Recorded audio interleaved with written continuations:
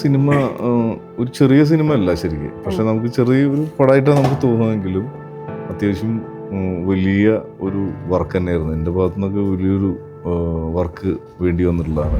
അതേസമയം തന്നെ ഞാൻ ഈ ആയാം ഗെയിം എന്ന് പറഞ്ഞൊരു ദുൽഖറിൻ്റെ സിനിമയും പിന്നെ അജസുന്ദരി എന്ന് പറഞ്ഞിട്ട് ജോജു ചേട്ടൻ്റെ ഒരു സിനിമയും കൂടിയിട്ടാണ് ഒരുമിച്ചാണ് ചെയ്തുകൊണ്ടിരുന്നത്. ആ ടൈമിലാണ് ഒരു ഇടവേളയ്ക്ക് ശേഷം ദുൽഖറിന്റെ ഒരു സെക്കൻഡ് വരവ് എന്ന് തന്നെ പറയാം സിനിമയെ കുറിച്ചിട്ട്. ഹെവി പടമാണ് ശരിക്കും ആയാം ഗെയിം. അതിൽ ദുൽഖർ ഹെവി ആയിട്ടാണ് വരുന്നത്. പെപ്പയും അതിലുണ്ട്. അപ്പോൾ അത്ര പോരെ, വലിയ രീതിയിൽ തന്നെ എക്സ്പെക്ട് ചെയ്യാം. അത്യാവശ്യം വലിയ രീതിയിലാണ്. അതാണ് ഓണം ആഘോഷമാക്കാൻ വേണ്ടിയിട്ടാണ് ശരിക്കും അത് വരാൻ പോകുന്നത്. മലയാളം ഫിലിം ഇൻഡസ്ട്രി അങ്ങനെ സ്ത്രീകൾക്ക് വർക്ക് ചെയ്യാൻ പറ്റുന്ന ഒരു ഇടമല്ലേ? നമ്മൾ ഓരോ സിനിമയ്ക്ക് അനുസരിച്ചാണ് ചിലപ്പോൾ ആളുകൾ അതിൽ നമ്മളൊപ്പം അസിസ്റ്റൻ്റായിട്ട് വയ്ക്കുക. ഈ സിനിമയിൽ ഞാൻ പ്രൊഡക്ഷൻ ഡിസൈനർ ആണെങ്കിലും എൻ്റെ ഒപ്പം ഇന്ദുലാൽ കാവീട് എന്ന് പറഞ്ഞാൽ എൻ്റെ സുഹൃത്ത് തന്നെയാണ് എൻ്റെ ആർട്ട് ഡയറക്ടറായിട്ട് വർക്ക് ചെയ്യുന്നത്.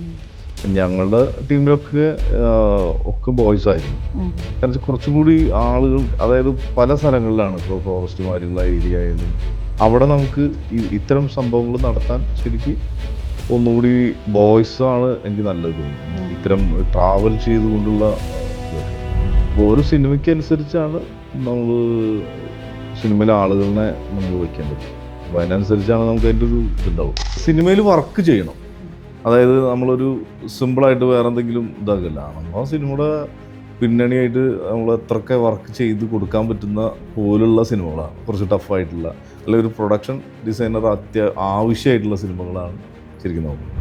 എന്താ പറയുക, എനിക്ക് കൂടുതൽ അങ്ങനത്തെ വർക്കാണ് ഞാൻ നോക്കുന്നത്. അതായത് കുറച്ചും കൂടി ടഫായിട്ടുള്ള കുറച്ച് വർക്കുകളൊക്കെ ഉള്ള സിനിമകളാണ് നോക്കുന്നത്.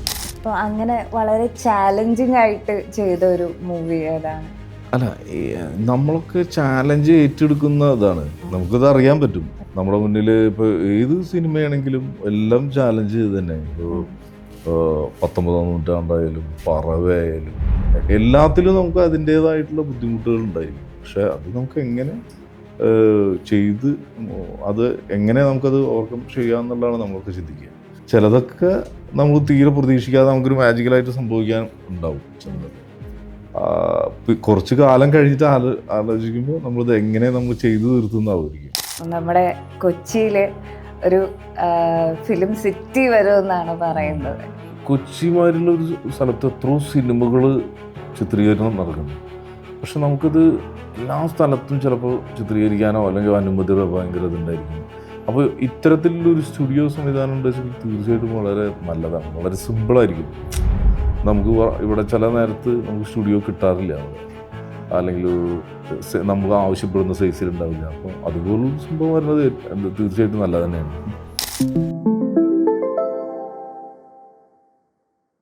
ഇന്ന് ഗാലറി വിഷൻ മീഡിയയിൽ നമുക്കപ്പോൾ ഉള്ളത് വളരെ സ്പെഷ്യൽ ആയിട്ടുള്ള ഒരു ഗസ്റ്റാണ്. നിരവധി സിനിമകളിലൂടെ നമ്മളെ വിസ്മയിപ്പിച്ച the brilliant production designer and art director Ajayan Chalissery. Hi ചേട്ടാ. ബാലൻ സിനിമ റിലീസായി. അപ്പോൾ ബിഗ് സ്ക്രീനിൽ ബാലൻ സിനിമ കണ്ടിട്ട് എന്ത് തോന്നുന്നു? ബാലൻ എനിക്ക് വളരെ ഇഷ്ടപ്പെട്ട ഒരു സിനിമയായിരുന്നു. നമുക്ക് കഥ കേൾക്കുമ്പോൾ തന്നെ വളരെ ഇഷ്ടത്തോടു കൂടി ചെയ്ത ഒരു സിനിമ തന്നെയാണ്. പക്ഷെ അത് തിയേറ്ററിലും ആളുകൾക്ക് ഭയങ്കരമായിട്ട് ഇഷ്ടപ്പെട്ടു എന്ന് അറിഞ്ഞപ്പോൾ നമുക്കൊക്കെ ഭയങ്കര സന്തോഷമാണ്. നമ്മുടെ വർക്കിനെ പറ്റിയിട്ടും സിനിമയെ പറ്റിയിട്ടൊക്കെ നന്നായിട്ട് പറയുമ്പോൾ വളരെ സന്തോഷമാണ്. അപ്പോൾ ബാലൻ സിനിമയുടെ തുടക്കം തന്നെ കാൻ ഫിലിം ഫെസ്റ്റിവലിൽ നിന്നായിരുന്നു. അപ്പോൾ അതിൻ്റെ ക്രൂവിനെ കുറിച്ചിട്ടായാലും ഇപ്പോൾ ഡയറക്ടർ പ്രിയദർശൻ സാറിൻ്റെ കമൻ്റ് ആയാലും ഒക്കെ പ്രേക്ഷകർക്ക് വലിയൊരു എക്സ്പെക്റ്റേഷൻ ഉള്ള ഒരു സിനിമയാണ്. അപ്പോൾ സിനിമയെക്കുറിച്ചും അതിൻ്റെ പ്രൊഡക്ഷൻ ഡിസൈൻ എക്സ്പീരിയൻസിനെ കുറിച്ചൊക്കെ എന്താ പറയാനുള്ളത്?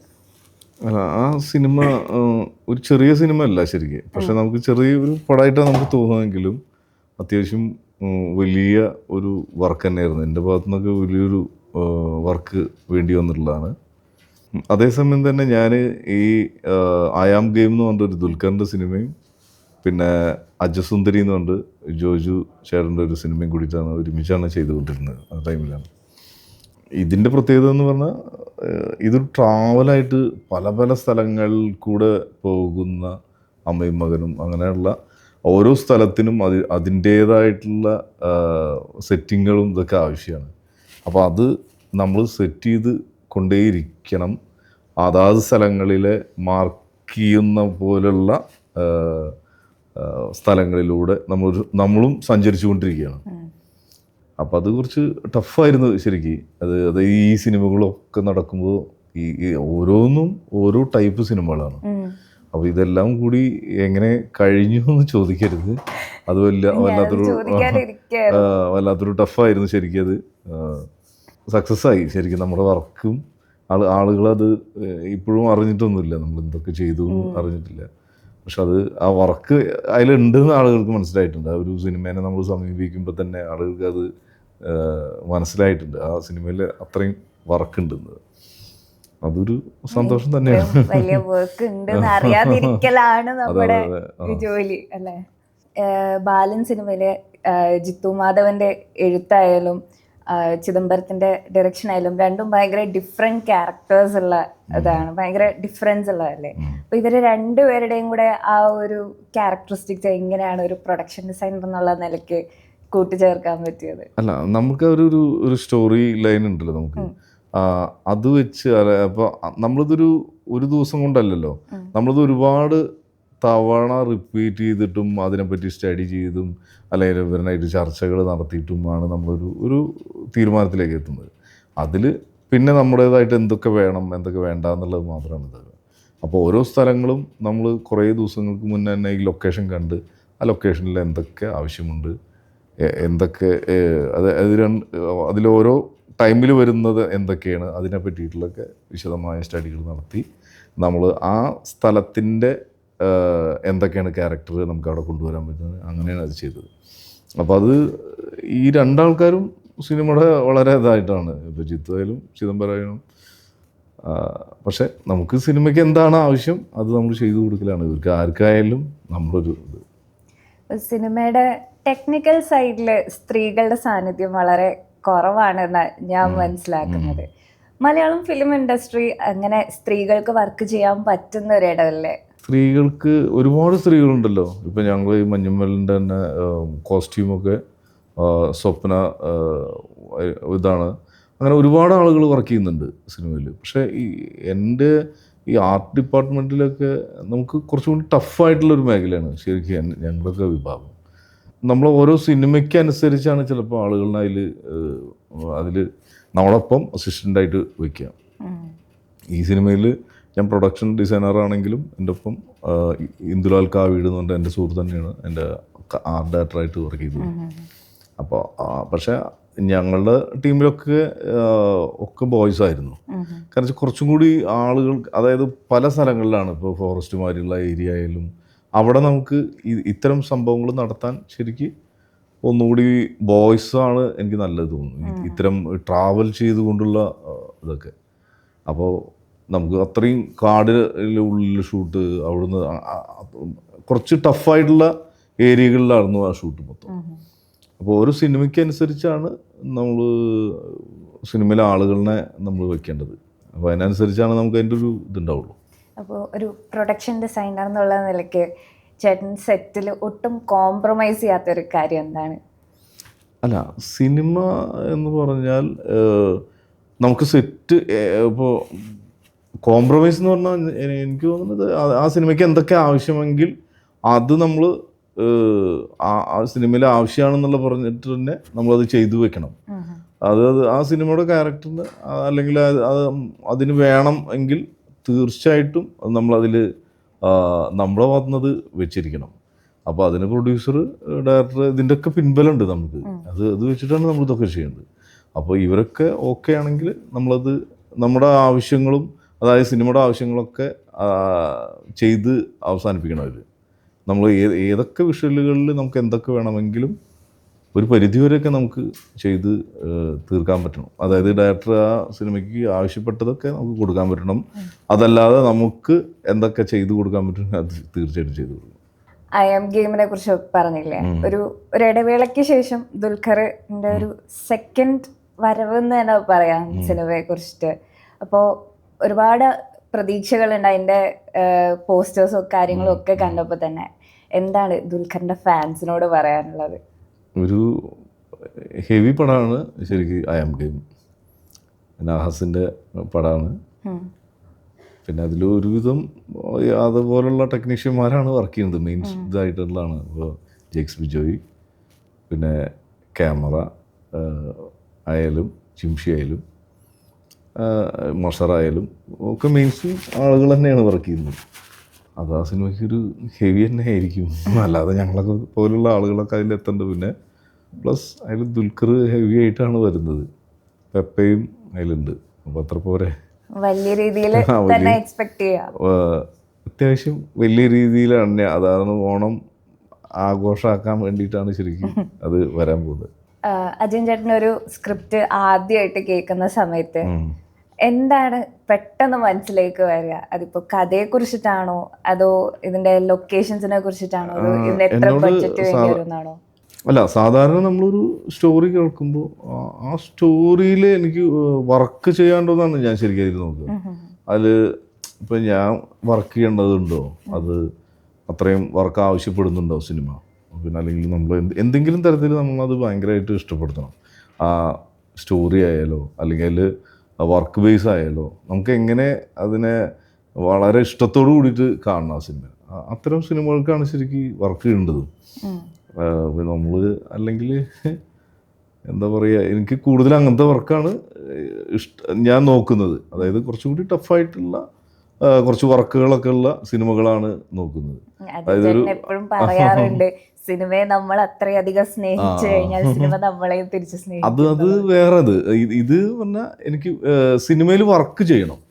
അതായത് നമ്മളൊരു സിമ്പിളായിട്ട് വേറെ എന്തെങ്കിലും ഇതാകില്ല. നമ്മൾ ആ സിനിമയുടെ പിന്നണിയായിട്ട് നമ്മൾ എത്രയൊക്കെ വർക്ക് ചെയ്ത് കൊടുക്കാൻ പറ്റുന്ന പോലുള്ള സിനിമകളാണ്, കുറച്ച് ടഫായിട്ടുള്ള അല്ലെങ്കിൽ ഒരു പ്രൊഡക്ഷൻ ഡിസൈനർ ആവശ്യമായിട്ടുള്ള സിനിമകളാണ് ശരിക്കും നോക്കേണ്ടത്. അത്തരം വർക്ക് ചെയ്യാനാണ് കൂടുതൽ ഇഷ്ടം എനിക്ക്. അപ്പോൾ നമ്മൾ വർക്ക് ചെയ്യുന്ന സമയത്ത് വളരെ ലൗഡായിട്ടുള്ള ഡിസൈൻസ് ആവശ്യപ്പെടുന്ന സിനിമകൾ ഉണ്ടാവുമല്ലോ. അത്തരം സിനിമകളിൽ വർക്ക് ചെയ്യുന്നതാണോ, അതോ വളരെ സബ്റ്റിലായിട്ടുള്ള കുറേ കാര്യങ്ങൾ ആവശ്യപ്പെടുന്ന സിനിമകളാണോ വർക്ക് ചെയ്യാൻ ചാലഞ്ചിങ് ആയിട്ട് തോന്നിയിട്ടുള്ളത്? നമ്മളെ ആവശ്യപ്പെടുന്ന ചിത്രങ്ങളുടേതനുസരിച്ചാണ്. അത് ചിലപ്പോൾ ടഫായിരിക്കും, അല്ലെങ്കിൽ വളരെ മിനിമലായിട്ടുള്ള സാധനങ്ങളായിരിക്കും. പക്ഷേ അതിൽ നമ്മളെന്താണ് ചെയ്തു കൊടുക്കാൻ പറ്റുക ആ സിനിമയ്ക്ക് എന്നുള്ളതാണ് ഞാൻ നോക്കി കാണുന്നത്. പക്ഷെ എനിക്കത് അങ്ങനെ വലിപ്പ ചെറുപ്പമൊന്നുമില്ല. എനിക്കത് നന്നായി വർക്ക് ചെയ്ത് കാണണം തന്നെയാണ്. അത് നമുക്ക് ഇഷ്ടപ്പെടണം ആ വർക്ക്, അല്ലെങ്കിൽ ആ ഡയറക്ടർ പറയുന്നതിൻ്റെ മുകളിലേക്ക് നിൽക്കാൻ പറ്റുന്നുണ്ടോ എന്നും കൂടി നമ്മൾ നോക്കണം. അത്രയാണ് നമ്മൾ ചെയ്തു കൊടുക്കാൻ പറ്റുക. അജയൻ ചേട്ടൻ അത്രയും വൈകാരികമായിട്ടുള്ള ഒരു ബന്ധം കീപ്പ് ചെയ്യുന്ന ഒരാളാണ് സുനിൽ ബാബു. അജയൻ ചേട്ടൻ്റെ ഒരു ഗുരുവും കൂടിയാണ്. അപ്പോൾ ആളുമായിട്ട് ഒരുമിച്ചുള്ള ഒരു മറക്കാനാവാത്തൊരു ഞാൻ പഠിച്ച ഒരു സ്കൂളിൻ്റെ ഒരു ഏറ്റവും ഇതായിട്ട് എൻ്റെ സുനിലേട്ടനാണ് ഞാൻ എപ്പോഴും ഓർത്ത് വയ്ക്കുക. ആളൊപ്പം പഠിക്കുന്ന, അതായത് ഞാൻ അസിസ്റ്റൻ്റ് ഒക്കെ ചെയ്യുന്ന ഒരു കാലഘട്ടം എൻ്റെ വളരെ പ്രിയപ്പെട്ട ഒരു കാലഘട്ടമായിട്ട് എനിക്കിതുണ്ട്. അതായത് ഒരു മാസ്റ്ററാണ് ആൾ ശരിക്കും. അത്രയധികം വർക്കുകൾ ചെയ്ത് എല്ലാത്തിനും പറ്റി സ്റ്റഡി നമ്മുടെ പോയി എന്നൊന്നും എനിക്ക് വിശ്വസിക്കില്ല. എവിടെയോ ഞങ്ങളുടെയൊക്കെ നോക്കി വർക്കിനൊക്കെ പറ്റി നോക്കിയിരിക്കുന്ന ഒരാളായിട്ടാണ് എനിക്ക് തോന്നിയിട്ടുള്ളത്. എപ്പോഴും വലിയ സെറ്റൊക്കെ ചെയ്യുമ്പോഴൊക്കെ ആളുടെ ഒരു ഇത് എനിക്ക് തോന്നാറുണ്ട്. എൻ്റെ മനസ്സിലെപ്പോഴും വരും. നമ്മൾ എത്ര വലിയൊരു സെറ്റ് ചെയ്യുമ്പോഴും എനിക്ക് അതിൻ്റെ ഒരു ഒപ്പായിട്ട് എന്നൊരു ആളൊപ്പമുള്ള പോലെ എനിക്ക് തോന്നാറുണ്ട്. ഭയങ്കര ഫീലിംഗ് ആയിട്ട് മഞ്ഞുമൽ ബോയ്സിലെ ഇത്രയും വലിയൊരു ഗുഹ സെറ്റ് ചെയ്യുമ്പോഴും ഞാൻ ഒരു സ്ഥലത്ത് ഞാൻ സുനിൽ ബാബു എന്ന് എഴുതി വെച്ചിട്ടുണ്ടായിരുന്നു. ചിലപ്പോൾ സിനിമയിൽ ഒന്നും കാണാൻ പറ്റില്ല ചിലപ്പോൾ അത്. പക്ഷെ എനിക്ക് ആ കേവ് ശരിക്ക് ഞാൻ ആൾക്കാണ് ഞാൻ സമർപ്പിക്കുന്നത്. എൻ്റെ മാസ്റ്റർക്കാണ് ഞാൻ എല്ലാം എഴുതി വെച്ചിട്ടുണ്ടായിരുന്നു. ശരിക്കും വീണു പോകുന്ന ഭാഗത്ത് ശരിക്കും ബാക്കി ആളുകളുടെ ഒക്കെ പേര് കുറേ എഴുതി വെച്ച പോലെ ആളുടെ പേര് ഞാൻ എഴുതി വെച്ചിട്ടുണ്ടായില്ല, സുനിൽ ബാബു എന്ന് എഴുതി വെച്ചിട്ടുണ്ട്. അപ്പോൾ അത് ചിദംബരത്തിനൊക്കെ ശരിക്കും അറിയാം. ചിദംബരത്തിനായിട്ട് വർക്ക് ചെയ്തിട്ടുള്ള ആൾ തന്നെയാണ്. അതൊരു മാസ്റ്ററാണ്. എപ്പോഴും അങ്ങനെ തന്നെ അത് നിൽക്കും. ഈ കംഫർട്ട് സോണിലുള്ള കുറേ ആൾക്കാരായിട്ടാണല്ലോ ചേട്ടൻ അധികം വർക്ക് ചെയ്തിട്ടുള്ളത്. അതിനപ്പുറത്തേക്കുള്ള ആൾക്കാരായിട്ട് വർക്ക് ചെയ്യുമ്പോൾ എന്തൊക്കെ ബുദ്ധിമുട്ടുകളാണ് തോന്നിയിട്ടുള്ളത്? അവർക്ക് എന്താണ് ആവശ്യപ്പെടുന്നത്, ആ സിനിമയ്ക്ക് ആവശ്യപ്പെടുന്നത് എപ്പോഴും ഞാൻ നോക്കാറുണ്ട്. ആ സിനിമയിൽ മസ്റ്റായിട്ട് വേണ്ടത്, അതിനനുസരിച്ച് നമ്മളൊരു പ്ലാൻഡാക്കി പോകുന്നതാണ് എനിക്ക് ഏറ്റവും ഇതായിട്ടുള്ളത്. ചില സിനിമകൾക്ക് നമുക്ക് വളരെയധികം സ്വാതന്ത്ര്യം കിട്ടാറുണ്ട്. അതായത് അത് നിങ്ങൾ ചെയ്തു തരുന്നത് നമ്മൾ ഷൂട്ട് ചെയ്യുന്ന പോലെ ഉണ്ടായിരിക്കും. അത്തരം സിനിമകളും നമുക്ക് ചാലഞ്ചാണ്. അതായത് ഞാൻ ചെയ്യുന്നത് ആണ് അവർ ഷൂട്ട് ചെയ്യുന്നത്. അങ്ങനെ അവർക്ക് രൂപങ്ങളൊന്നുമില്ല. നമ്മൾ എന്ത് ചെയ്തു കൊടുക്കുന്നു, ഷൂട്ട് ചെയ്യുന്നു. അപ്പോഴും നമുക്ക് ടഫ് തന്നെയാണ്. നമുക്ക് എന്ത് ചെയ്യണം എന്നുള്ള ഇത് വരും നമുക്ക്. എന്തായാലും നമുക്ക് പല പല ആളുകളിലായിട്ട് നമുക്ക് ഓരോ തരത്തിലുള്ള ഡയറക്ടർമാരാവും നമ്മുടെ അടുത്ത് എത്തുക, പല ചിന്തകളുള്ളത്. പക്ഷെ അതൊക്കെ നമുക്ക് എങ്ങനെ ഡീൽ ചെയ്ത് പോകാൻ പറ്റും നമുക്ക്. അജയൻ ചേട്ടൻ്റെ റിലേറ്റീവാണ് ചേട്ടനെ ഫൈൻ ആർട്സിലേക്ക് എത്തിക്കുന്നത്. അപ്പോൾ അതുവരെ ഫൈൻ ആർട്സ് പഠിക്കുമ്പോഴും സിനിമ എന്നുള്ള ഒരു കാര്യം മനസ്സിലുണ്ടായിരുന്നില്ല. അപ്പോൾ ഫൈൻ ആർട്സ് അല്ലെങ്കിൽ സിനിമ അല്ലാതെ മറ്റേത് മേഖല തിരഞ്ഞെടുക്കുമായിരുന്നു? അല്ല, ഞാൻ സിനിമയിലൊക്കെ വരുന്നത് വളരെ ഔചാരിതമായിട്ടാണ്. ഇതിലങ്ങനെ വന്ന് വർക്ക് ചെയ്യണം, എനിക്ക് ഇഷ്ടമായിരുന്നു. സിനിമ ഇഷ്ടമാണ്, സിനിമയിൽ വർക്ക് ചെയ്യാനും. പക്ഷെ അതിൻ്റെ ഒരു പ്രൊഡക്ഷൻ ഡിസൈനറോ അല്ലെങ്കിൽ ആർട്ട് ഡയറക്ടറോ ആവണം എന്നൊന്നും ഞാൻ വിചാരിച്ചിട്ടില്ല ഒരിക്കലും. എൻ്റെ ജോലി ഇതിൽ പെയിൻറ്റിങ്, അതായത് വരയ്ക്കുക, ബോർഡൊക്കെ എഴുതി കൊടുക്കുക, അതല്ലെങ്കിൽ എഫക്റ്റുകളിലൊക്കെ ഡമ്മി വർക്ക് ചെയ്യുക, അങ്ങനെയുള്ള വർക്കായിരുന്നു എനിക്ക് കൂടുതലിഷ്ടം. അത് സൈലൻ്റായിട്ട് നമ്മൾ ഒരു സ്ഥലത്തിരുന്ന് ചെയ്തു കൊടുക്കുക, അല്ലെങ്കിൽ ഈ അടുത്ത സെറ്റിന് വേണ്ടിയിട്ടുള്ള എന്തൊക്കെ സാധനങ്ങൾ വേണമെങ്കിൽ ചെയ്തു കൊടുക്കുക, ലോഗോ ഡിസൈൻ, അങ്ങനെ ഒരു അനുബന്ധമായിട്ടുള്ള ഒരുപാട് വർക്കുകൾ വരും. അതെല്ലാം ചെയ്തു കൊടുക്കില്ലായിരുന്നു എൻ്റെ ജോലി. പിന്നെ ഇവർ തന്നെയാണ് എന്നെ നിരന്തരമായിട്ട് ഇങ്ങനെ പറഞ്ഞ് ആർട്ട് ഡയറക്ടറാക്കി മാറ്റുന്നത് ശരിക്കും. അപ്പോൾ അതിന് എൻ്റെ ക്ലാസ്മേറ്റാണ് ഗോകുൽദാസ് ഒക്കെ ഉണ്ട്, എ.വി. ഗോകുൽദാസ്. ഞാനൊക്കെ ഒരുമിച്ച് പഠിച്ചാണ്. KR സുനിൽ, തുടരും എഴുതിയ സുനിൽ. അപ്പം ഞങ്ങളൊക്കെ ഒരേ ഇതിൽ തന്നെയാണ്. സിനിമ ഒക്കെ പറഞ്ഞു നടക്കുന്ന ആളുകൾ ഒരു കാലഘട്ടത്തിൽ പിന്നെ സിനിമ ചെയ്തുകൊണ്ടിരിക്കുന്ന ആളുകളായിട്ട് മാറി. അപ്പോൾ അതങ്ങനെ ഒരു കാലങ്ങൾ കൊണ്ട് അങ്ങനെ ആയി വന്നതാണ് അതൊക്കെ. അപ്പോൾ ഞാൻ മനസ്സിലാക്കിയിടത്തോളം അജയൻ ചേട്ടൻ വളരെ ഒതുങ്ങി ജീവിക്കാൻ ആഗ്രഹിക്കുന്ന ഉറപ്പായി. അപ്പോൾ അങ്ങനെയുള്ള ഒരാൾ ഇത്രയും ഒരു പ്രൊഡക്ഷൻ ഡിസൈനറായിട്ട് ഇത്രയും ആൾക്കാരായിട്ട് കോർഡിനേറ്റ് ചെയ്യുമ്പോൾ എങ്ങനെ കാര്യങ്ങൾ മാനേജ് ചെയ്യുന്നത്? അല്ല, അത് ഞാൻ പറഞ്ഞല്ലോ, നമുക്ക് ഒരു സിനിമയ്ക്കാണെങ്കിൽ നമ്മളത് എന്തൊക്കെ അവിടെ വേണം, അത് നമ്മളതിനെ പറ്റി ഒരു വിശദമായൊരു ഇതുണ്ടാക്കിയിട്ടുണ്ടാകും. അതിനുശേഷം നമ്മൾ അത്രയും ആളുകളുണ്ട് എൻ്റെ ഒപ്പം. അത് ഒരു കോർഡിനേറ്റ് ചെയ്യാനും, ചീഫ് അസോസിയേറ്റ്, പിന്നെ പലതരം ഡിപ്പാർട്ട്മെൻറ്റുകളുണ്ട് നമ്മളിപ്പം. 3D ആയാലോ, ഡിജിറ്റൽ ഇതായാലോ, അങ്ങനെ പല ആളുകളുണ്ട്. എന്തു തരത്തിലുള്ള ഇവരെ വെച്ച് കോർഡിനേറ്റ് ചെയ്ത് നമുക്കിത് എങ്ങനെ വേണം, അവിടെ എപ്പോൾ തുടങ്ങണം, എത്ര ദിവസം കൊണ്ട് ഈ വർക്ക് അവിടെ സെറ്റ് ചെയ്യാൻ പറ്റും, നമുക്ക് എത്ര ദിവസം, അതല്ലാതെ ബാക്കി വർക്കുകൾക്ക് എത്ര ദിവസം വേണം, ഡെക്കോർ ചെയ്യാനൊക്കെ എത്ര വേണം, ഏജിങ്ങിന് എത്ര വേണം, അങ്ങനെ അതിനെ പറ്റിയുള്ള ഒരു സ്റ്റഡി ഉണ്ടായിരിക്കും. എന്നിട്ട് എത്ര സമയം വേണം എന്നുള്ളത്, അവിടെ എത്ര, ചിലപ്പോൾ വളരെ റെൻ്റ് കൂടിയ സ്ഥലങ്ങളായിരിക്കും, ചിലപ്പോൾ ഇത് പെട്ടെന്ന് കിട്ടി, ചിലപ്പോൾ ഒരു ദിവസം കൊണ്ട് തീർക്കേണ്ടത് 2 ദിവസം, അല്ലെങ്കിൽ 1 മാസം, ചിലപ്പോൾ 2 മാസം. അപ്പോൾ ആ സമയം എത്രയും നോക്കി അത് കോർഡിനേറ്റ് ചെയ്യുന്നതും അതിന് പറ്റുന്ന ആളുകളെ വെച്ച് അതൊരു വലിയൊരു പ്രോസസ്സായിട്ട് തന്നെ നമ്മളൊക്കെ ചെയ്യുന്നത്. അപ്പോൾ അതല്ലാതെ പെട്ടെന്ന് ഇതല്ല. നമുക്കിത് എന്തെങ്കിലും ഉണ്ടെങ്കിലും ആ ഒരു ഇതുണ്ട്. അതിൻ്റെ സമയവും സാമ്പത്തികം ഉണ്ടെങ്കിൽ നമുക്കിതെന്തും ഗംഭീരമാക്കി ചെയ്യാൻ പറ്റും. അത് സമയം ഉണ്ടെങ്കിൽ വളരെ ഡീറ്റെയിൽ ആയിട്ട് ചെയ്യാം. നമ്മളതാണ് ഇപ്പോൾ ഈ മഞ്ഞുമല്ലൊക്കെ കണ്ടത്. നമുക്ക് കറക്റ്റ് ഇത്ര സമയം നമുക്ക് ആവശ്യമാണ്, ഈ സിനിമയ്ക്ക് ഇത്ര സാമ്പത്തികം ആവശ്യമാണ് നമ്മുടെ സെറ്റിന്. അപ്പോൾ അത് രണ്ടും കറക്റ്റായപ്പോൾ നമുക്കത് അത്രയും പെർഫെക്റ്റായിട്ട് ചെയ്യാൻ പറ്റി. അതാണ് അതിൻ്റെ ഇത്. സിനിമയിൽ സമയം കിട്ടാറില്ല. അപ്പോഴാണ് നമുക്കത് പല സിനിമകളും കണ്ടില്ലേ, നമുക്കത് ഏജ് ചെയ്തൊക്കെ നമുക്ക് തിരിച്ചറിയാണ്ട്, അല്ലെങ്കിൽ ഒരു പബ്ലിക് പറയണത് നമുക്ക് തിരിച്ചറിയാണ്ട്, അല്ലെങ്കിൽ ഇങ്ങനെയൊക്കെ ചെയ്തത് ശരിക്കും അറിയാം, അത് സെറ്റ് പോലെ തന്നെ തോന്നി. അത് സമയം കുറവുണ്ടായിരിക്കും ചിലപ്പോൾ അവർക്ക്, അത് അല്ലെങ്കിൽ സാമ്പത്തിക കുറവുണ്ടായിരിക്കും. പക്ഷേ ഇതൊന്നും പബ്ലിക്കിന് അറിയില്ല. അപ്പോൾ നമ്മളിത് വളരെ ടഫായിട്ടുള്ളതായിരുന്നു ഓരോ വർക്കും. ചിലപ്പോൾ അവിടെ മഴ പെയ്തിട്ടുണ്ടായിരിക്കാം, അല്ലെങ്കിൽ അവിടെ പോയ സ്ഥലത്ത് നമുക്ക് വർക്ക് നടത്താൻ പറ്റി അതിൻ്റെ ഒരു ടൈം കഴിഞ്ഞിട്ടുണ്ടായിരിക്കാം. പ്രതീക്ഷിച്ച പോലെ അവിടെ വർക്ക് നടത്താൻ പറ്റിയിട്ടുണ്ടായിരുന്നില്ല. അങ്ങനെ ഒരുപാട് ഇതിനായിട്ട് കണക്ട് ചെയ്തിരിക്കുന്നുണ്ട്. പക്ഷേ ഇതിനൊക്കെ തരണം ചെയ്തിട്ട് നമ്മൾ ഒരു പറഞ്ഞ ഡേറ്റിന് തീർത്ത് അവിടെ ഷൂട്ട് ആരംഭിക്കാനുള്ള ഒരു സെറ്റ് ചെയ്തു കൊടുക്കേണ്ട ഒരു ആളുടെ കടമയാണ്. അതൊക്കെയാണ് ഞങ്ങൾ ചെയ്തുകൊണ്ടിരിക്കുന്നത്. അപ്പോൾ അങ്ങനെ വളരെ ചാലഞ്ചിങ് ആയിട്ട് ചെയ്ത ഒരു മൂവി ഏതാണ്? അല്ല, നമ്മളൊക്കെ ചാലഞ്ച് ഏറ്റെടുക്കുന്ന ഇതാണ്, നമുക്കത് അറിയാൻ പറ്റും.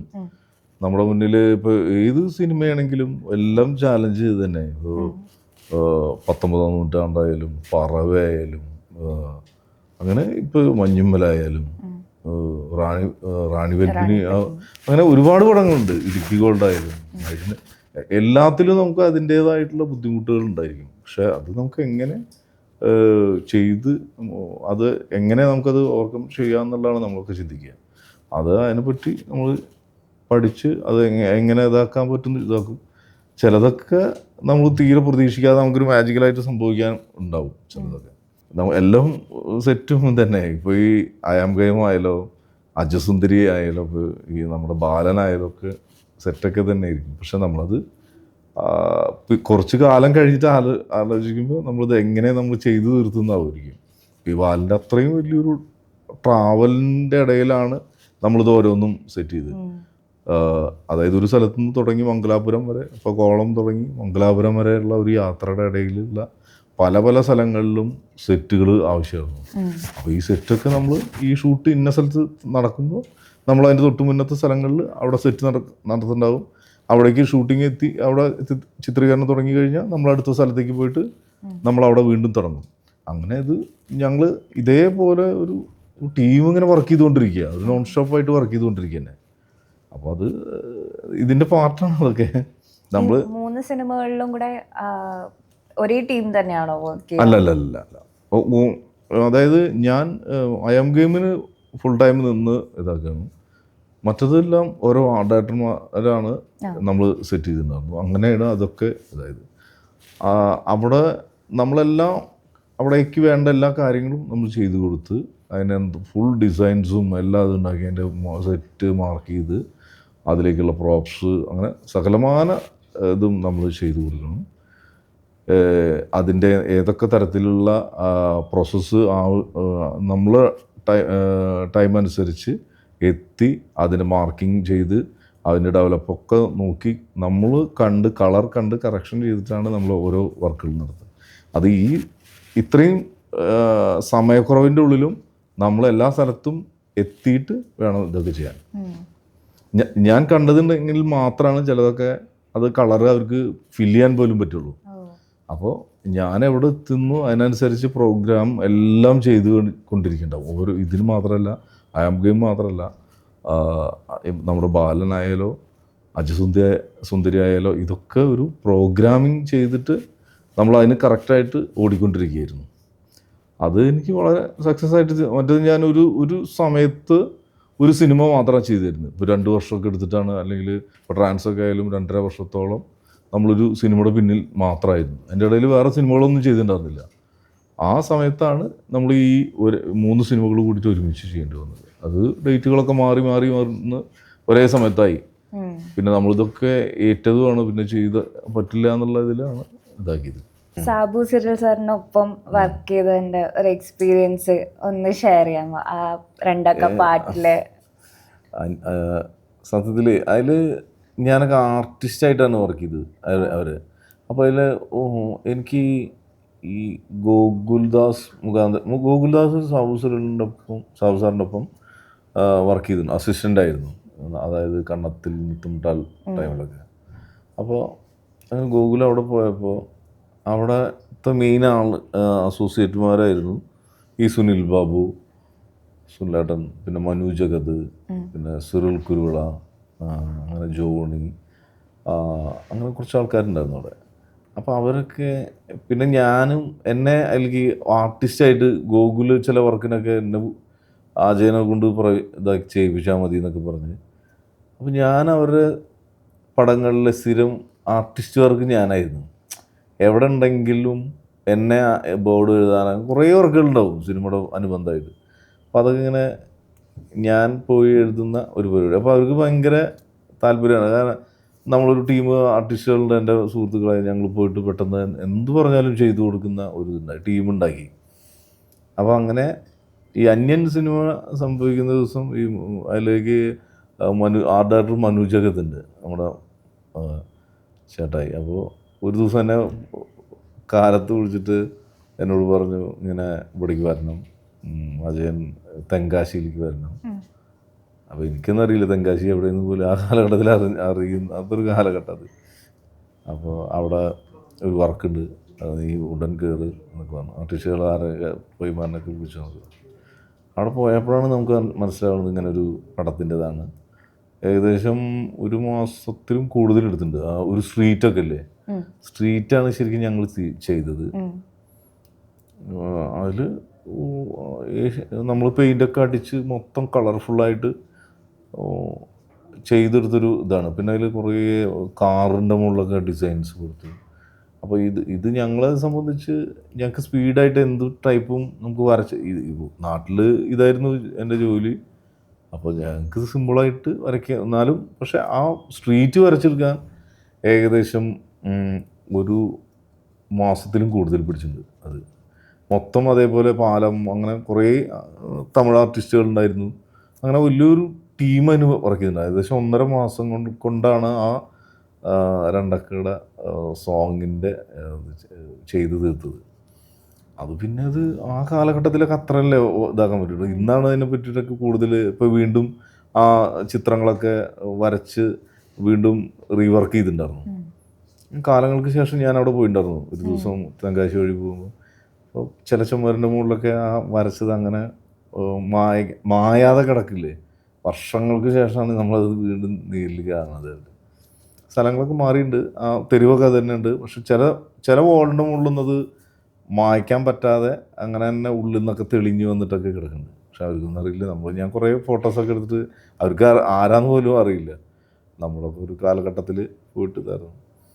ഇപ്പം അടുത്തൊരു ദിവസം ഈ എന്നെ ബാലൻ പ്രേം സാറ് കണ്ടിട്ട് എന്നെ പ്രേം സാറ് വിളിച്ചിട്ടുണ്ടായിരുന്നു എന്നെ. അപ്പോൾ ഞാൻ പ്രേം സാറിനോട് ഇങ്ങനെ പറഞ്ഞിട്ടുണ്ടായിരുന്നു, ഞാൻ പ്രേം സാറിൻ്റെ കുറച്ച് പടങ്ങളിലൊക്കെ ഞാൻ ബോർഡ് എഴുതാനൊക്കെ വേണ്ടിയിട്ട് വന്നിട്ടുണ്ട് എന്ന് പറഞ്ഞു. അപ്പോൾ പ്രിയൻ സാർ അപ്പോൾ അങ്ങനെ ഒരു ദിവസം എന്നെ രാത്രി വിളിക്കുന്നു. സാബു സാറുണ്ട് ഇപ്പം. അപ്പോൾ പ്രിയൻ സാറ് പറഞ്ഞു, സാബു സാറിൻ്റെ ഒപ്പമുള്ള ഒരു പയ്യനാണ് ഈ മഞ്ഞുമൽ ചെയ്ത്, മുന്നേ നിൻ്റെ ഒപ്പം വർക്ക് ചെയ്ത ഒരാളാണ് ഈ മഞ്ഞുമൽ എന്ന് പറഞ്ഞ സിനിമ ചെയ്തതെന്ന് പറഞ്ഞു.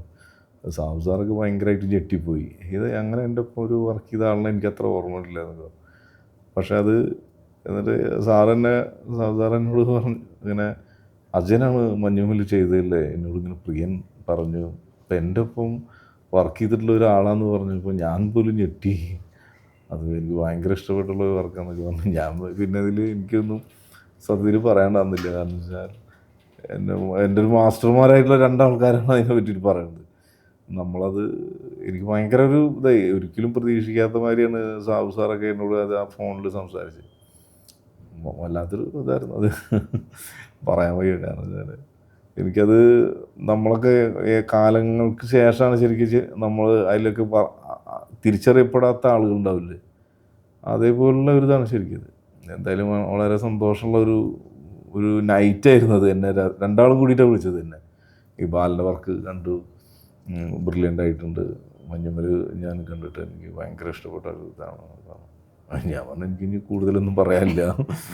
സാറൊക്കെ ഇങ്ങനെ പറഞ്ഞു കഴിഞ്ഞാൽ എനിക്ക് സാറിൻ്റെ ഒപ്പം വർക്ക് ചെയ്ത പോലും എനിക്ക് ഭയങ്കര ഹാപ്പി ആയിട്ടുള്ള ഒരു കാലഘട്ടമാണ് ശരിക്കും. ഞാൻ ഒരുപാട് പ്രിയൻ സാറിൻ്റെ പടത്തിലൊക്കെ ബോർഡ് എഴുത്ത് തന്നെയായിരുന്നു. അതിൽ കുറേ ബോർഡുകളും കുറേ ഇതൊക്കെ ചെയ്യാണ്ടാവും എല്ലാ സിനിമകളിലും. എൻ്റെ നാട്ടിലെ ജോലി തുളസി ആർട്സിൽ ശരിക്കും അത് തന്നെയായിരുന്നു. വല്ലാത്തൊരു സന്തോഷമാണ് അത്. ഇപ്പോൾ നമ്മുടെ 2026 ബഡ്ജറ്റ് പ്രഖ്യാപിച്ചിട്ടുണ്ട്. അതിനകത്ത് സിനിമാ മേഖല ഒരു വ്യവസായം ആയിട്ടാണ് പ്രഖ്യാപിച്ചിരിക്കുന്നത്. നമ്മുടെ കൊച്ചിയിൽ ഒരു ഫിലിം സിറ്റി വരുമെന്നാണ് പറയുന്നത്. അത് തീർച്ചയായും വന്നാൽ വളരെ നല്ലതാണ്. കാരണം എങ്കിൽ കൊച്ചിമാരിലുള്ള ഒരു സ്ഥലത്ത് എത്രയോ സിനിമകൾ ചിത്രീകരണം നടക്കുന്നുണ്ട്. പക്ഷെ നമുക്കത് എല്ലാ സ്ഥലത്തും ചിലപ്പോൾ ചിത്രീകരിക്കാനോ അല്ലെങ്കിൽ അനുമതിയുടെ ഭയങ്കര ഇതുണ്ടായിരിക്കും. അപ്പോൾ ഇത്തരത്തിലുള്ളൊരു സ്റ്റുഡിയോ സംവിധാനം ഉണ്ടെങ്കിൽ തീർച്ചയായിട്ടും വളരെ നല്ലതാണ്, വളരെ സിമ്പിളായിരിക്കും. അതായത് ഒരു സിനിമയ്ക്ക് ഇപ്പോൾ ചിലതൊക്കെ പോലീസ് സ്റ്റേഷൻ ആണെങ്കിലോ അല്ല അങ്ങനെ പലതരം ഓഫീസുകൾ, ഓഫീസ് ഇൻറ്റീരിയറുകൾ, അതൊക്കെ ചെയ്യാൻ പറ്റുന്ന അല്ലെങ്കിൽ സ്റ്റുഡിയോ സ്പേസുകൾ, അതൊക്കെ ഗവൺമെൻറ്റിൻ്റെ തന്നെ നമുക്ക് തിരുവനന്തപുരത്താണ് ശരിക്കുള്ളത്. അത്തരം വലിയൊരു സ്പേസൊക്കെ നമുക്ക് ഇവിടെ കൊച്ചിയിൽ തീർച്ചയായിട്ടും എത്ര സ്റ്റുഡിയോകൾ ഉണ്ടെങ്കിൽ പോലും നമുക്ക് ഇവിടെ ചില നേരത്ത് നമുക്ക് സ്റ്റുഡിയോ കിട്ടാറില്ല അവിടെ, അല്ലെങ്കിൽ നമ്മൾ ആവശ്യപ്പെടുന്ന സൈസിലുണ്ടാവില്ല. അപ്പോൾ അതുപോലൊരു സംഭവം വരുന്നത് തീർച്ചയായിട്ടും നല്ലത് തന്നെയാണ്. ആർട്ടിസ്റ്റ് ആയിട്ട് തുടങ്ങി ഇന്നിപ്പോ ഇവിടെ ഒരു വളരെ സക്സസ്ഫുൾ ആയിട്ടുള്ള ഇൻഡിപെൻഡന്റ് ആയിട്ടുള്ള പ്രൊഡക്ഷൻ ഡിസൈനർ ആയിട്ട് നിൽക്കുമ്പോൾ അന്ന് മുതൽ ഇന്ന് വരെയുള്ള ജേർണി ആലോചിക്കുമ്പോൾ എന്താ തോന്നുന്നത്? എന്താ കൂടുതൽ, അതായത് നമ്മൾ പലതും ചെയ്തുകൊണ്ടിരിക്കുന്നതാണ്. ഇത് സക്സസ്ഫുൾ എന്നൊന്നും പറയാൻ പറ്റില്ല. നമ്മൾ ഇഷ്ടപ്പെടുന്നൊരു ജോലിയാണിത് ശരിക്കും. അതായത് ആർട്ട് ഞാൻ ചെറുപ്പം മുതൽ തന്നെ എൻ്റെ ഫാദർ ആർട്ടിസ്റ്റ് അങ്ങനെ ആയത് കാരണം എനിക്ക് ആ ജോലി എനിക്ക് ഭയങ്കര ഇഷ്ടപ്പെടുന്നതും വളരെ വളരെ ഇഷ്ടത്തോടു കൂടി ചെയ്തുകൊണ്ടിരിക്കുന്ന ഒരു ജോലിയാണ്. അത്തരൊരു ജോലി കാലങ്ങൾക്ക് ശേഷം നമ്മൾ ഈ കാലഘട്ടത്തിലും ചെയ്യാൻ പറ്റുന്നത് വല്ലാത്തൊരു സന്തോഷം തന്നെയാണ്. അത് നമ്മളിങ്ങനെ ചെയ്തുകൊണ്ടിരിക്കുകയാണ്. എനിക്ക് അതായത് സിനിമയിൽ അല്ലാത്ത സമയത്ത് ഞാൻ വരയ്ക്കാൻ എടുക്കുന്നുണ്ട്, അല്ലെങ്കിൽ ഇപ്പോൾ ഇൻറ്റീരിയർ ചെയ്യുന്നുണ്ട്, പലതരം പെയിൻറ്റിങ്ങുകൾ ചെയ്യുന്നുണ്ട്, ലോഗോ ചെയ്യുന്നുണ്ട്, ബ്രാൻഡിങ് ചെയ്യുന്നുണ്ട്. ഇങ്ങനെ പല പല ഇതായിട്ട് എനിക്ക് എങ്ങനെയൊക്കെ നമുക്ക് വർക്കുകൾ ചെയ്യാൻ പറ്റും, അല്ലെങ്കിൽ ഒരു ഹാപ്പിക്ക് വേണ്ടിയിട്ടുള്ള വർക്കുകളായിട്ട് നമ്മൾ പലതും ചെയ്യുന്നുണ്ട്. അത്രയ്ക്ക് തന്നെ മതി പോരെ. അതായത് ഞാൻ ഒരു സിനിമയിലൊക്കെ വന്നിട്ട് ഇപ്പോൾ ഏകദേശം 25ാമത്തെ വർഷമാണ് എനിക്ക് തോന്നിയിട്ടുള്ളത്. അപ്പോൾ അത്രയ്ക്ക് പോരെ, ഇതന്നെ വളരെ സന്തോഷമാണ്. പ്രൊഡക്ഷൻ ഡിസൈനർ ആയിട്ടുള്ള ആളെയും ആർട്ട് ഡയറക്ടർ ആയിട്ടുള്ള അജയൻ ചേട്ടനെ നമ്മൾ കണ്ടു. സിനിമയിൽ ഒരു മൂവി ഡയറക്ടറായിട്ട് പ്രതീക്ഷിക്കാൻ പറ്റുമോ? അങ്ങനെയൊക്കെ ചോദിച്ചു കഴിഞ്ഞാൽ എല്ലാത്തിനും സമയം ഉണ്ടാവുമല്ലോ, ഒരു സമയം പറയാൻ പറ്റില്ല. വ്യക്തമായിട്ടുള്ള ഒരു ആർട്ടിസ്റ്റൊക്കെ അല്ലെങ്കിൽ അങ്ങനത്തെ ഒരു ആൾക്കാരൊക്കെ ചിന്തിക്കുന്ന സിനിമ എന്നൊക്കെ പറയാൻ പറ്റില്ല എന്തായിരിക്കും എന്നൊക്കെ. അപ്പോൾ എന്തെങ്കിലും നമുക്ക് എക്സ്പെക്ട് ചെയ്യാം. നമ്മൾ അങ്ങനെ സ്വപ്നം കാണുന്നില്ല. അങ്ങനെ നമുക്ക് ചെയ്യാൻ പറ്റുമെങ്കിൽ ചെയ്യും, അത്രയേ ഉള്ളൂ. നമ്മളിപ്പോൾ ഞാനിങ്ങനെ ഒരു ഗുഹ ഉണ്ടാക്കാമെന്നോ അല്ലെങ്കിൽ ഇന്നത് ഉണ്ടാക്കാമെന്നോ ഒരിക്കലും നമ്മൾ ചിന്തിക്കുന്ന പോലുമില്ല. അപ്പോൾ നമ്മുടെ ജീവിതത്തിൽ ഇങ്ങനെ പലതും വരുന്നു, നമ്മൾ തീരെ പ്രതീക്ഷിക്കാതെ നമ്മൾ പലതും നമ്മുടെ മുന്നിലേക്ക് വന്നു. ഓരോ സിനിമകളും ഇപ്പോൾ മഞ്ഞുമലിന് ശേഷം ഇന്ത്യയിലത്തെ എല്ലാ ഭാഷകളിൽ നിന്നും പല ഡയറക്ടേഴ്സും നമ്മളെ വിളിച്ചിട്ടുണ്ട്. ഇന്ത്യയിലത്തെ ഏറ്റവും വലിയൊരു ക്രിയേറ്റീവ് സിനിമയായിട്ടുള്ള എൻ്റെ സെക്കൻഡ് പാർട്ട് പല പടങ്ങളും, തമിഴ് സൂപ്പർ താരങ്ങളുടെ, തെലുങ്കിലെ സൂപ്പർ താരങ്ങളുടെ. പക്ഷേ ഇതൊക്കെ നമുക്ക് എല്ലാ സമയത്തും പോയി ചെയ്യാനോ അല്ലെങ്കിൽ അവർ പറയുന്ന ഡേറ്റ് കൊടുക്കാനോ നമുക്ക് ചിലപ്പോൾ കഴിയാറില്ല. അതായിരിക്കാം അതിൻ്റെ ഒരു ഇത്. പക്ഷേ ഇതൊരു ഹാപ്പി ഇങ്ങനെയായിട്ട് പോയിക്കൊണ്ടിരിക്കുന്നൊരിതാണ്. ഒരു ഡ്രീം പ്രോജക്റ്റ് വന്നാൽ എങ്ങനെയുള്ളൊരു മൂവി ആയിരിക്കും തിരഞ്ഞെടുക്കുക? ഞാൻ പറഞ്ഞില്ലേ, എനിക്കങ്ങനെ ഇപ്പോൾ ഒരാളുടെ ഒപ്പം വർക്ക് ചെയ്യണമെന്നൊന്നും ശരിക്കില്ല, സത്യത്തിലില്ല. ചിന്തിക്കണമെങ്കിൽ നമുക്ക് ചിന്തിക്കാം. ഇപ്പോൾ എനിക്കൊരു ഇന്നാളുടെ സിനിമ ഡയറക്ഷൻ അല്ലെങ്കിൽ ആർട്ട് ചെയ്യണം, അല്ലെങ്കിൽ പ്രൊഡക്ഷൻ ഡിസൈനറായിട്ട് മാറണമെങ്കിൽ നമുക്കത് ചെയ്യാൻ പറ്റും. പക്ഷെ ഞാൻ അങ്ങനെ സത്യത്തിൽ ഇപ്പോൾ ചിന്തിക്കാറില്ല. അവർക്കറിയാമല്ലോ ശരിക്കും ഓരോ ആർട്ട് ഡയറക്ടർക്കും ഓരോ സ്റ്റൈലുണ്ട്, ഓരോ ആർട്ട് ഡയറക്ടർമാരും എന്തൊക്കെ, അല്ലെങ്കിൽ പ്രൊഡക്ഷൻ ഡിസൈനേഴ്സും എന്തൊക്കെ ചെയ്യുന്നു ഓരോ ഡയറക്ടേഴ്സിനും അറിയാം, വ്യക്തമായിട്ട് അറിയാം. അവരുടെ ചോയ്സായിട്ട് തിരഞ്ഞെടുക്കില്ലേ നല്ലതെന്ന് എനിക്ക് തോന്നിയിട്ടുള്ളത്. നമ്മൾ ആർക്കും വിളിച്ച് ശല്യപ്പെടുത്താനോ അതൊന്നും നമ്മുടെ ഭാഗത്ത് ഉണ്ടാവാറില്ല. ശരിക്കും അവരുടെ ഇതാണ്, അവർക്ക് ആരെ വർക്ക് ചെയ്യണം, ആരൊപ്പം വർക്ക് ചെയ്യണം എന്നുള്ളത് ഡയറക്ടേഴ്സ് അല്ലെങ്കിൽ ക്യാമറമാനാണ് അവർക്ക് തിരഞ്ഞെടുക്കുമ്പോഴാണ് ഒന്നുകൂടി നല്ലതാകുമെന്ന് തോന്നുന്നു. ഞാൻ ഇതിലുള്ളതാണ്. അതല്ലാതെ നമ്മൾ വിളിച്ച ആൾക്കാരെ ബന്ധം പുതുക്കിയിരിക്കുക അല്ലെങ്കിൽ അവരെ വിളിച്ച് ശല്യപ്പെടുത്തുക ഒന്നും നമ്മുടെ ഇതുണ്ടാവില്ല. ഓരോ സിനിമ ചെയ്യുന്നു, അതിനനുസരിച്ച് അടുത്ത ഇതിലേക്ക് പോകുന്നു, അവരവരുടെ പാട്ടിന് പോകുന്നു. അങ്ങനത്തെ ഒരു ഇതിലാണ് എൻ്റെ ഇതുവരെയുള്ള ഒരു.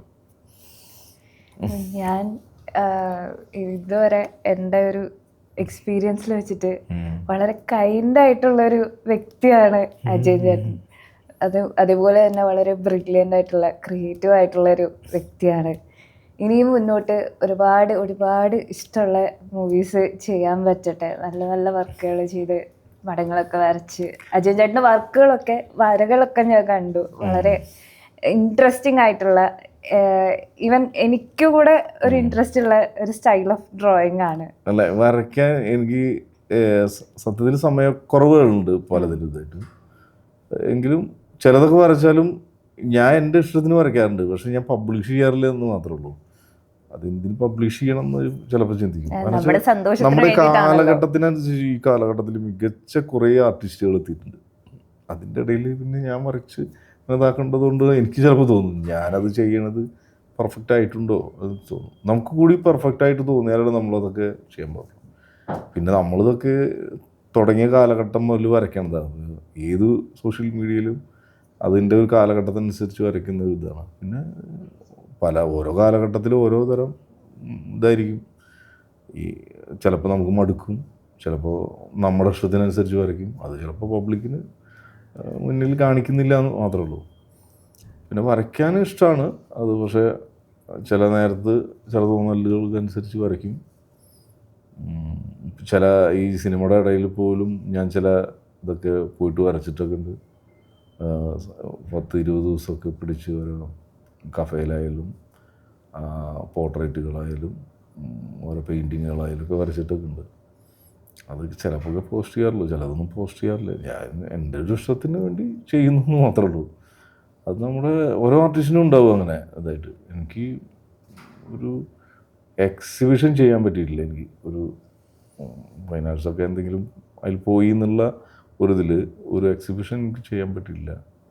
അത് ചെയ്യണം എന്നാണ് ഇതിൻ്റെ ഇടയിലൊക്കെ ഉള്ള ഒരു ആഗ്രഹം.